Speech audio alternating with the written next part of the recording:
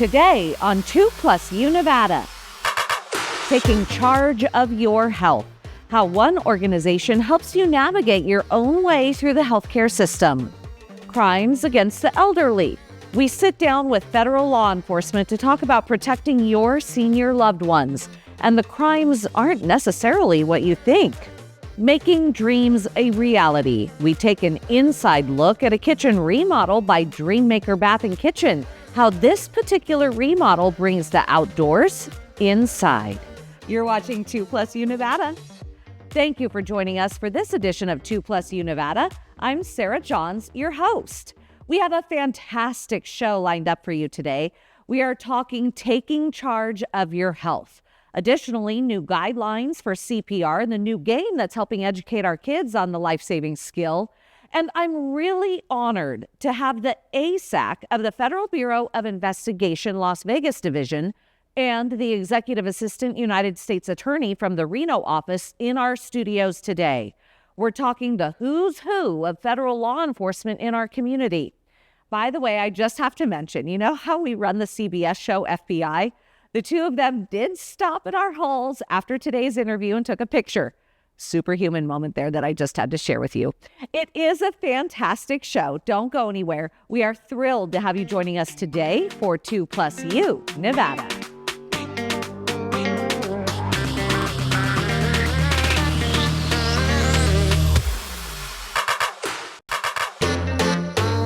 You are watching 2+U Nevada. Joining me this afternoon, Dr. Tracy Biondi, the Chief Medical Officer of Prominence Health. And Dr. Biondi, thank you so much for joining us this afternoon. You're a local, you grew up here. In fact, you just ran into an old high school buddy. So thank you for joining us. Yes, thank you so much for having me. You know, we're so excited to have you here and talk about Prominence Health. And for a lack of my knowledge, and I don't want to sound like uninformed. So is Prominence Health insurance? Oh, Sarah, we're so much more than insurance. Okay, let's talk about that. Yeah. So Prominence Health is an organization. It's a health care organization that's been in this community for more than 20 years. We're backed by Universal Health Services. And the people that work at Prominence Health, they live and they work right here in this community. So they really understand the members that we serve. And that's so important. Last year alone, we provided over 60,000 rides for members to get to their appointments, to get to their doctor's visits, to get their prescriptions at the pharmacy. And I feel like that's one thing that really defines us, follow through as an organization. That really, I mean, that seems unheard of. So that's great. And when you say the whole health approach for members in the community, I mean, you've just given us examples, but what does that mean to you? You know, in my mind, that really means support for our members just when they need it most, giving them the tools that they need to really do more than just survive, to really thrive in their health. When I think about our membership and our clinical team, they're able to provide that kind of support by helping members and going into their homes, helping them with questions that they have about their medications, helping them get the medical equipment that they need. And also, as you can imagine, it can be very, very difficult when somebody leaves a hospital after they've been in a hospital for perhaps a new condition to understand what they're going to need when they get home. And so our team is able to provide all of that information and also help with things like advanced care planning. That is super important. I can't believe, okay, so the fact that you would even have these discussions and meet your members where they're at, that is really important. But also to see this whole health approach and new conditions, they can be so scary. Yes. And especially if you're dealing with a lifelong, new condition that's going to last a lifetime, right? And to understand how to navigate that. And it sounds like you really provide that member support. Yes, absolutely. When I think about the kinds of services that we provide, we also have provided over 1 million prescriptions for our members, which is really incredible. This means that our members are able to sort of manage their conditions. They're able to take some control over things like diabetes, heart disease, high blood pressure. And we know that when people are able to do this and they're able to have some autonomy and some ownership, not only do they become healthier, but they also have much more confidence Yeah, and talk to me about what members get when they are in charge of their prescriptions. What does that look like? Well, oftentimes they are able to not only have access to those medications, which is so important, but also they need some support, understanding how to take those medications. Sometimes education is needed. And we know that it can be difficult. It's a growing population here in Northern Nevada. And so oftentimes it can be hard to get appointments. And so our clinical teams are there to help provide these kinds of services and to help people get appointments with their primary care, with their specialist, to ensure that they get the screenings and the preventative care that they really need in order to thrive. And you just touched on it, but our population is booming in Nevada, especially in that senior population. So why is Prominence Health's model so important? Yes, the collaborative model is incredibly important. It can be so confusing for people to try to navigate the system. And so we're able to help with a lot of that. And we want to make sure that it's not just convenience, that it's about respect, it's about educating our members, and really ensuring that the whole system is able to function in a way that's smooth and that it works for our membership. Sometimes this means helping people with over-the-counter medications, sometimes with food, and even things like hearing aids. Yes, and you know, especially with our senior citizens, that population, customer service is so important. Having that touch point and talking to a human, not some robot out there. And what is the feedback that you're getting? Yes, I agree completely, and I believe that responsiveness really does matter. What we know is that when our members call in to Prominence Health, they get their questions answered, their issues resolved within the first phone call, upwards of 80% of the time.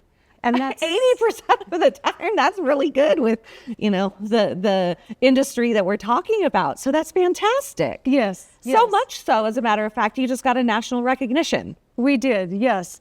We're very proud because we earned 4.5 stars from Medicare this year. It's one of the highest ratings you can possibly earn.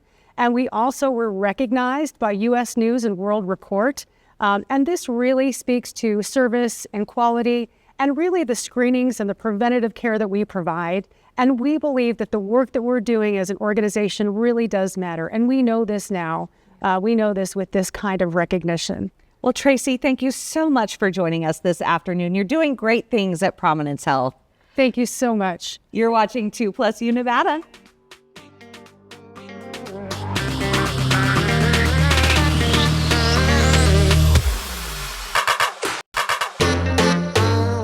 You are watching 2+U Nevada, and joining us this afternoon, Tom MacDonald with Mutual of Omaha Mortgage. Tom, you've joined us here for several weeks now talking about reverse mortgages and really kind of opening the veil, opening our eyes to what reverse mortgages do. Yeah, different strategies. A lot of people just don't have a clue. They think, you know, we pay off a mortgage and not have monthly mortgage payments and that's it. But there's a lot going on behind the scenes. And I think, at least for me, I will speak just bluntly, I'm afraid, or was afraid until I was having these conversations with you. That's typical. About even considering a reverse mortgage for, let's say, my parents or myself.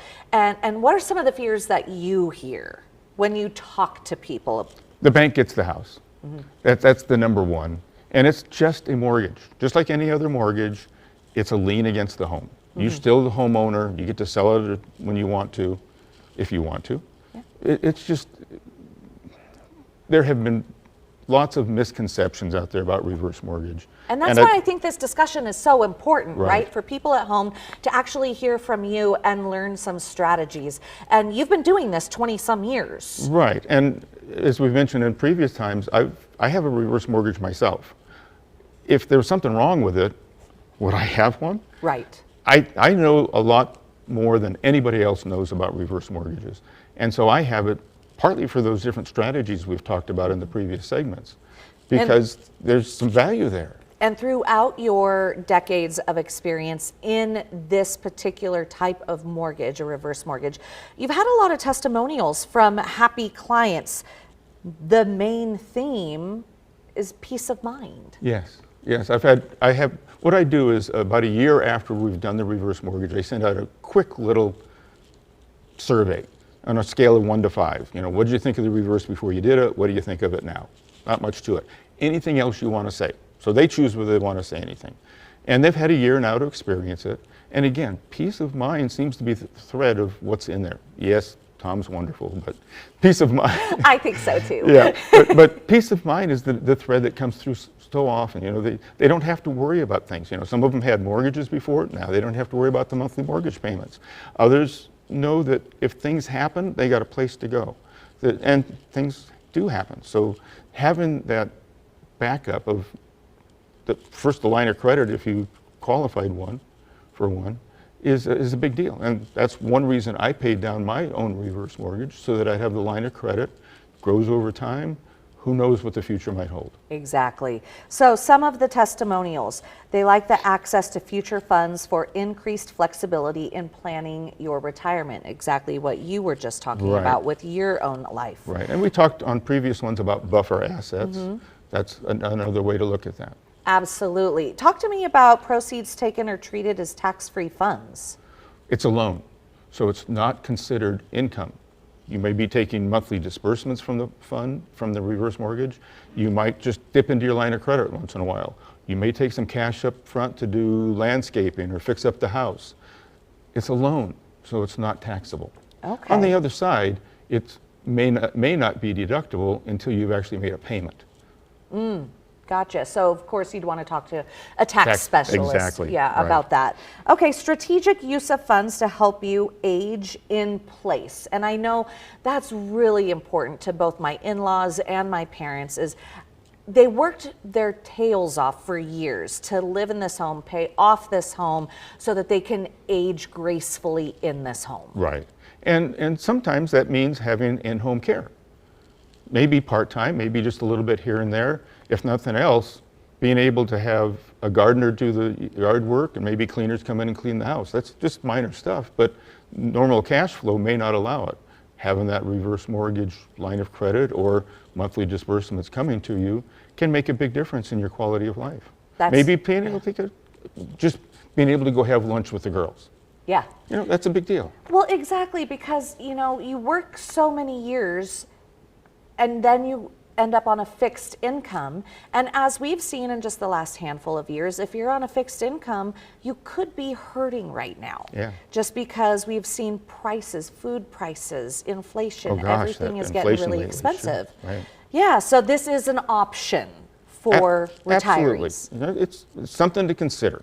And we consider everything about our financial lives. Do we invest? Do we put it in the savings? Do we just put it in CDs because we're afraid of the market? Reverse mortgage is one other thing to consider in that big pile of financial things that you look at. Well, Tom, thank you so much for joining us this afternoon. If you are interested in learning more about reverse mortgages, it really is important to just sit down and have the conversation. So, Tom, you'll Certainly. go visit people in their homes. I do. Wonderful. Call that number on your screen. Tom MacDonald, thank you so much for joining us this afternoon. Thanks again for having me. You're watching 2+U Nevada.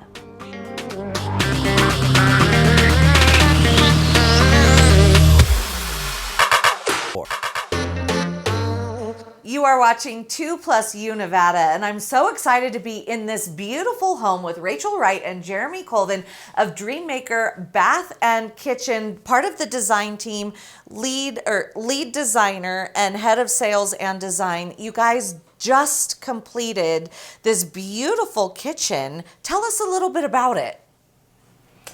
Well, this kitchen was a fun project, great client to work with, and it was great because we kind of already knew what the layout was going to be here. And so Rachel got to really focus on the finishes, the layout, and the appliances, without dealing with too much of the infrastructure. Yeah, Rachel, we were talking about this before we started the interview, and the homeowner here, thank you for hosting us and letting us come here into your house. They had a dark, I don't want to say dreary, but it was a very dark kitchen beforehand, and you were able to completely change the feel of their home by brightening up this kitchen. Talk to us about some of the finishes that you chose. So the homeowners wanted to stay with an organic feel, so we wanted to keep some natural wood elements, but they really wanted a lighter, brighter kitchen, and she did love the idea of some painted cabinets, so we did a two-tone. So we have the darker cabinets on the bottom, the wood stained, which really anchors the kitchen, with the lighter and brighter painted white uppers. What you can't see around the corner is that we actually added some glass inserts to reflect light, and the result is amazing. It's absolutely gorgeous, and I loved hearing you talk about the design as well, because in taking a look at not just this kitchen and the structure with which you were working, but also the property. We are up in Spanish Springs on horse property. This home is on a sizable lot, and you really took that to heart when you were picking the countertop, the tile, the hand pulls. Go into that thought process. So one of the elements we chose was a farmhouse kitchen sink with a more traditional bridge faucet, which kind of gives it that country element. But we chose the cabinet hardware because it looks like a leather strap. And so it just fit in with the whole theme. And I love how the tile pulls out the color that's in the granite countertop. So a traditional subway tile, you can never go wrong with a traditional subway tile, but this one has a little bit of a beveled edge, so when you walk it catches the light, and the use of the two-tone color scheme really pulls out the color in the cabinet or the countertops. Yeah, and Jeremy, let's talk budget. You said one of the wise things that the homeowner did here was pretty much keep the same structural integrity. Like they didn't add an island or tear down a wall. They did add some counter space to the right of the sink, which makes the kitchen, it's amazing what a 1.5 feet can do, right? It makes the kitchen seem so much larger. But let's talk about how that really is an option for people looking to remodel and maintain a workable budget. Yeah, and I think the best thing is that you know, a lot of kitchens are laid out correctly, but maybe their finishes are outdated or their cabinets don't have, you know, functional accessories. So keeping your like plumbing, electrical, those main kind of infrastructure items generally where they are is something that helps keep budget down quite a bit. I would say also too, you know, it allows you to kind of explore the design a bit more than, you know, paying to, you know, move your range over here and put your sink over here. So that helps keep costs down significantly on a project like this. And I have to tell you, something that was so impressive is I was that nosy person and I opened up the cabinet and I opened up the drawer, but we're talking wood and inlaid, like tongue and groove. Is that what you call it? It's a dovetail drawer. A dovetail drawer. And these are drawers that are locally sourced. While they're headquartered in Dallas, they're made here. Yep. So what's the turnaround time and how does that keep costs down? Turnaround time on a cabinet package like this is going to be around 3 to 4 weeks, depending on the size. That's fantastic. Yeah. It's about half of what a normal custom cabinet package would be. Wow. And they're sourced here locally. Yeah, and that's great too, because if we need an extra piece of trim or a touch-up kit or something like that, we can call it in and go pick it up same day. Are you willing to talk about what this type of kitchen remodel might, what someone should consider a budget for? Yeah, and we don't have any like cookie cutter bidding or pricing structures, but generally speaking, you know, this is still a full kitchen remodel. But with a pull and replace type kitchen like this, generally we see, you know, $55,000 to $65,000 all in, tax, permit, labor, materials, and we manage the whole project start to finish. So the homeowner is the homeowner, and we're the project manager. They can be here and see what we're doing, or they can be on a beach somewhere, and we can still get the project done. I know which one I pick, but you guys, thank you so much for having us. We thank the homeowner for letting us invade their home, but you guys did such a beautiful job, and I love hearing that you are sourced locally, that your team is here local, and really and truly, it just sounds like an fairly easy process to go through a massive kitchen remodel. So job well done. Thank you. You're watching 2+U Nevada.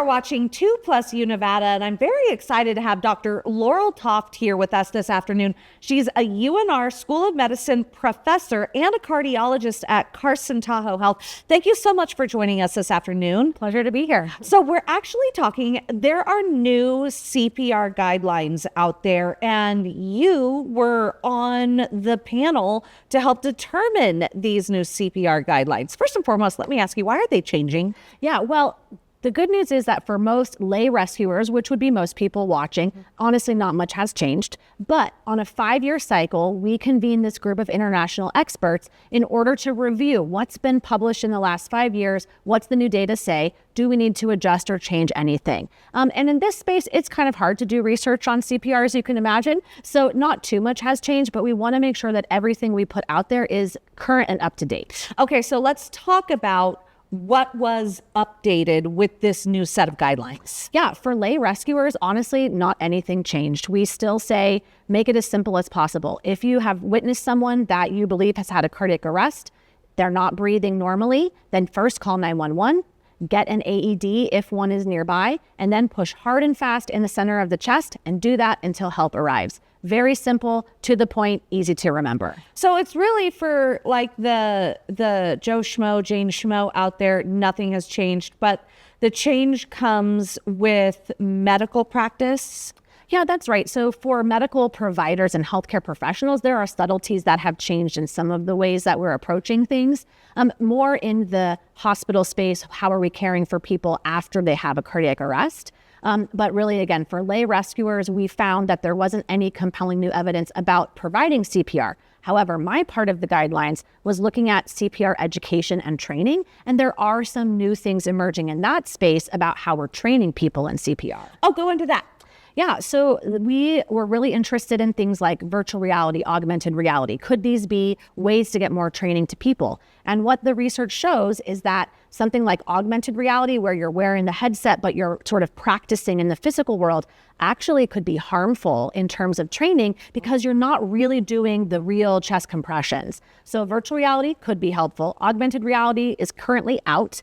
And then the area I'm most interested in is using games to teach CPR. And the data is showing that that could be a useful way to not only train with the physical skill, but also to provide emotional preparation for this very stressful event. Yeah, because CPR, I don't think if you've never given CPR, never seen CPR being given, it is not a pretty event. It is highly physical. It is highly traumatic. Yes. You know, it's not like what you see in the TV shows. It's like messy. Yes. And there's some bodily fluids that can be coming out of people, you know, stuff like that, that people might not be aware of. So you've actually created a game to help teach CPR. Yes, and it's exactly addressing what you've just said. So CPR training has really been focused on the mechanics since we started training people in CPR decades ago. Mechanics, very important. That's what saves lives. But what we're now realizing is we haven't adequately prepared people for the emotional barriers. There are things that actually stop people from wanting to act, either because they're traumatized, they're terrified, they think they're going to hurt somebody. And so the game that we've created, which is called Cardiac Star, attempts to immerse people in a more realistic environment. So you're actually watching a realistic cardiac arrest unfold, and you're hearing people voice all those concerns. Things like, am I going to hurt this woman? Could I break her ribs? And we try to address those issues to kind of create what I like to call emotional muscle memory. Mm-hmm. And that is so important. So emotional muscle memory is out there, and you want people to be prepared with stuff like that. Your game is currently in its beta phase. So can people in our community actually like log into your game and see what it's all about? Well, we do have a website where you can check out what we've created. It's called cardiacstar.com.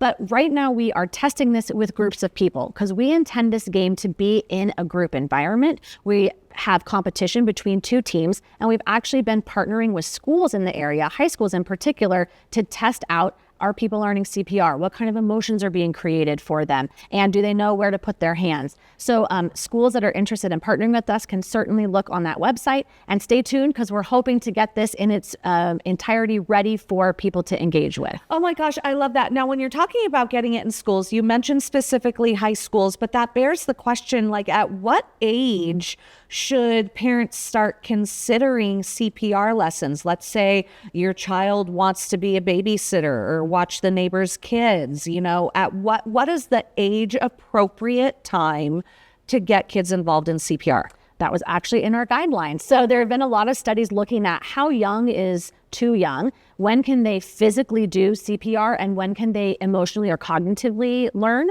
And 12 seems to be a very appropriate age for full CPR training. Younger than 12, there are many studies showing that we can socialize the idea of CPR. So we can teach kids to call 911 if there's an emergency. We've all heard news stories of children who called 911 and did CPR on their parents. In my household, my 10 and 5-year-old definitely knows CPR and point out AEDs wherever we go. That might be a hazard of the trade. But we certainly want to get kids comfortable with this idea of CPR, and full CPR training as young as 12. Awesome. Thank you so much for joining us this afternoon. And again, that website is cardiacstar.com. Dr. Toft, have a wonderful afternoon. Thank you. You're watching 2+ Nevada.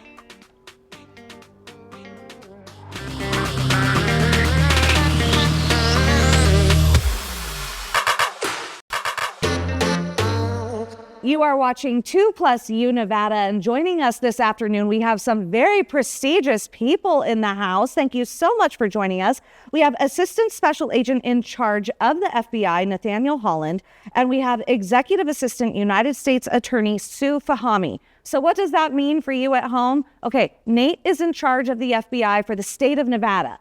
And Sue is in charge of the U.S. Attorney's Office in Reno. She's the number 2 in the state of Nevada, number 1 here in our region. Thank you for being here and joining us this afternoon. It's really a pleasure to have you here. Thank you for having us. We really appreciate it. I'm really excited to have you both here because I think it's so important that people get to know the people who are protecting us and how you are protecting us. So first and foremost, let's just talk about how a partnership between your two offices works. So I'll start from the FBI side of the house. So here in Reno, our main office for the FBI is in Las Vegas, and we have satellite offices in Elko, South Lake Tahoe, and Reno. And we have 2 squads, as we call them. We have a squad that represents national security matters, and also a squad that represents criminal matters. And any of our cases that we have to prosecute, we also partner with the U.S. Attorney's Office, and another partnership that we talk about a lot is our task force officers, whether it's with the Washoe County Sheriff's Office, the Reno Police Department, Sparks Police Department. That's just a few that we name, but we do a lot of partnerships with our local, state, and federal agencies. Absolutely. And with those task force, I am familiar with, of course, HIDA, getting the drugs off of our streets, with I-80 and 395 being major connectors. That is really important for our community. So thank you. And then how do you get a case from the FBI? So we have our main office in Las Vegas and a branch office here in Reno. Our Reno office covers a lot of ground. We cover the 14 northern counties in the state of Nevada.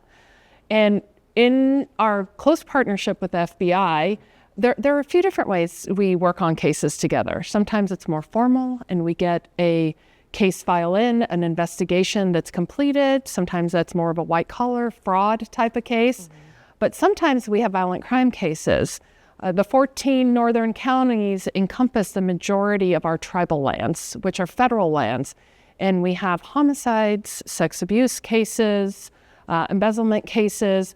Sometimes those cases, a lot of those cases are reactive crimes. So it might just be a phone call where an agent calls us and says, someone has been shot, someone has been hurt, and we need search warrants right away. We need an arrest warrant right away. So it could be more of an informal intake of a case. And you bring up our tribal lands, it's so important. And Nate, how important is it that your FBI agents have that relationship and can be approachable but through our tribal communities? There's got to be a lot of outreach there too. Yes, absolutely. And we're very invested in our tribal lands and our tribal communities. We actually have agents that are assigned to work what we call Indian country. And we have tribal members or tribal law enforcement on some of our task forces, our Safe Trails Task Force. And anytime there's, whether it's a homicide, kidnappings, any major felony crimes that happen on Indian land, we have agents that respond to help out our partners from the BIA and just a local Indian community. So let's talk about crime trends in Northern Nevada. What are you currently seeing an increase of in Northern Nevada? Well, I'll say for the holiday season, we're looking at fraud, like in elderly fraud is probably one of the number one topics that we're kind of focusing in on. Northern Nevada, it's a retirement, we have a big retirement community. Yep. So those are our folks that are being targeted by the scammers, whether it's online, through emails, through text. So one of the things we would say is, don't get caught up in the scams. And if you're skeptical, let us know about some of the, calls you're getting, some of the things you're seeing online. Romance scams is probably one of the big ones we're seeing as well. In elder fraud? Absolutely. Wow. Where, you have some of our elderly folks that are lonely, they may have lost a spouse, and someone reaches out to them and all of a sudden befriends them. And if it sounds too good to be true, it's probably too good to be true as well. And a romance scam can lead into, fraud. And just, we've seen seniors losing their retirements because of these scams. Oh, that's just so heartbreaking. And Sue, once it gets to your office with these elder cases, are there enhancements that the federal government can then use because the victim is elderly? Yes, there are enhancements when it comes to that. Also, there are enhancements when it comes to the amount of loss. Mm-hmm. And I also wanted to add that I think it's very important for us to keep the lines of communication open with our elderly family members and friends, because what we find a lot of time is that these crimes are not reported because they feel embarrassed, ashamed. So it's important to keep those lines open and to talk to them regularly. 100%. Yeah. Because I'll just tell you, my parents will call me and be like, hey, we got this email, or hey, we got this text and it's supposedly Amazon saying da da da da da da. And I'm like, nope, that's fraud. Don't even touch a link. Don't do it, And so having that relationship so that your family members do feel comfortable enough to know that you won't shame them. And I'll add on to that. We have an Internet Crimes Complaint Center, or IC3.gov, where we encourage our elderly folks and even just regular folks to visit the website. And it's a reporting mechanism to discuss what's happening, whether it's internet, like cyber internet crimes or fraud. And it also provides education on some of the trends that we're seeing, not just here in Northern Nevada, but throughout the country. So, and when it comes to that, I'm curious because I know that you guys keep track of these trends. Even if we don't respond to those phishing attempts or those text messages, do you want us to report them to you? Absolutely, because sometimes we may see trends and, we gather the data and we can do like intelligence products to educate just local law enforcement and also the community about some of the trends we're seeing. Okay, we're running out of time, but since I have both of you sitting here, I do want to talk to you about the current situation that we're in at a time when there is, no matter what side you're on, some sort of distrust or mistrust of federal government. How do you handle corruption? We treat corruption just like we treat any other crime. If we get a complaint in, we're going to assess it. And if it needs to be, worked as an investigation, we'll consult with the U.S. Attorney's Office and treat it as the same. Yep. And we do the same. We treat it as any other crime, any other investigation that is submitted to our office. Well, I can't thank you both enough for being here. We're going to have you back. Thank you very much for joining us this afternoon. Thank you very much. We appreciate it. Thank you. You're watching 2+ U Nevada.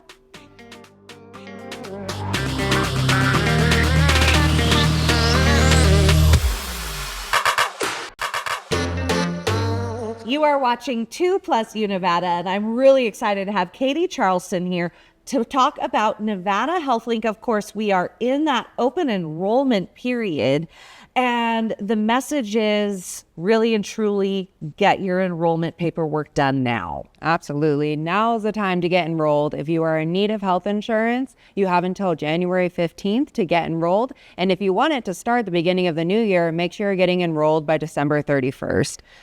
So December 31st, if you are enrolled by December 31st, when does your health insurance start? January 1st. So as long as, yeah, we give you up to the minute. So you're enrolled by 11:59 on December 31st, you're going to have that January 1 start date. So we recommend, we know the holidays are busy, get it out of the way, get enrolled right now and go to NevadaHealthLink.com. You can go through the self-service option. You can also work with a licensed professional, though throughout the entire state. They offer their help in person, virtual, over the phone. They can walk you through the process, make sure that your doctor's covered, your medication's covered, and just make sure you're getting a plan that best fits your needs and your budget. Yeah, so when it comes to who should be signing up for Nevada Health Link, who are your customers? Yeah, so Nevada Health Link is ideal for those who do not qualify for Medicare or Medicaid, and they don't have employer-sponsored coverage or affordable employer-sponsored coverage. So that means over 9% of your net income. So for a lot of people, it's affordable for yourself when you sign up for health insurance, but you add on your spouse or your kids, and then it becomes that unaffordable. So you can actually sign up on the marketplace if you're over that 9%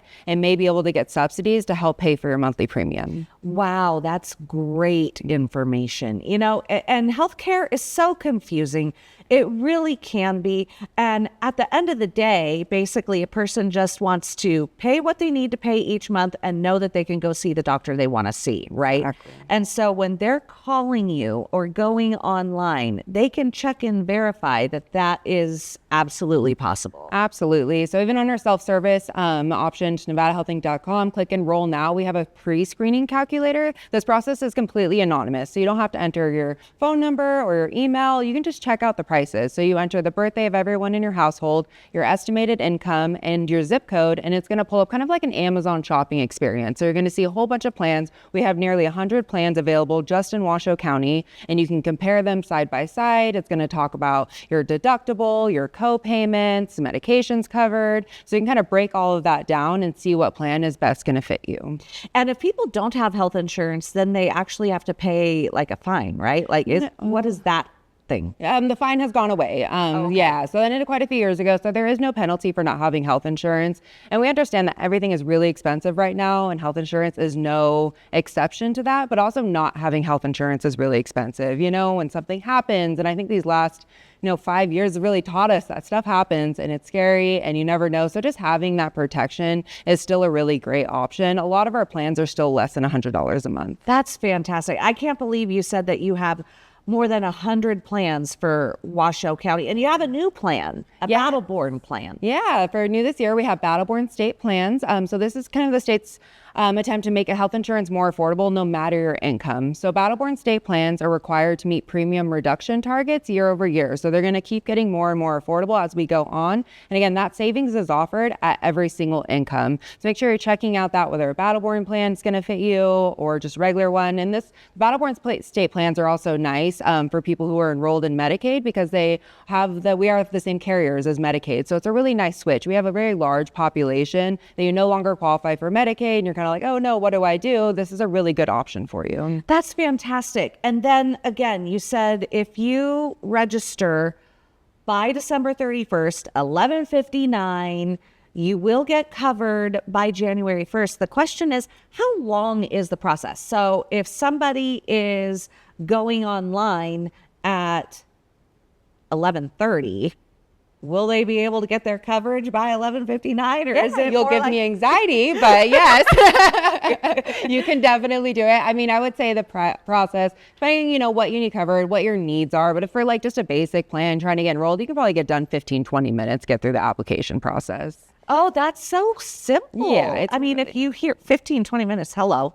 Yeah. Like you can't drive across town for that anymore. I know it. But sitting down with like an enrollment assistant, I would give yourself, an hour just to go over medications, doctors, all of that stuff. Give yourself some time. Well, Katie, thank you so much. So where do people go? Who do people call? How do people get the coverage needed? Yes, NevadaHealthLink.com. We are the only official health insurance marketplace in Nevada, the only place where you can get financial assistance. So NevadaHealthLink.com, or you can call us at 800-547-2927. Again, go online, click Find Local Assistance. You can enter your preferred language, your zip code, and it's going to pull up a list of assisters near you that are all certified by Nevada Health Link. And that phone number, is that phone number 24/7, or are there hours to that? There are hours. So we're open during open enrollment 6 days a week. It's 9 to 6 p.m. And then we also have like a virtual broker after hours. So we can connect you with a broker after hours, but we're not going to have the call center open. But we are open Monday through Saturday, 6 days a week. Katie, thank you so much for joining us this afternoon. And don't forget to enroll. Again, enroll by December 31st. 11:59 p.m. and you'll have coverage by January 1st. You're watching 2+U Nevada.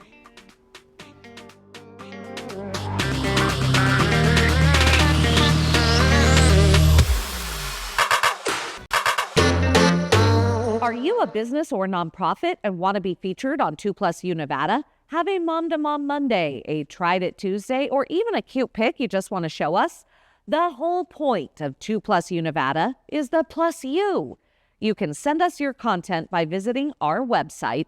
Head to 2news.com and click on 2+U Nevada. Or you can email us at 2+UNevada@ktvn.com. Now for some What in the World Wednesday. Here's a major historic find out of Eastern England. Archaeologists say they have proof of the earliest known case where human beings started and controlled fires. The researchers say heat shattered flint axes and 2 pieces of a stone used for creating sparks were found at a site in Barnham, Suffolk.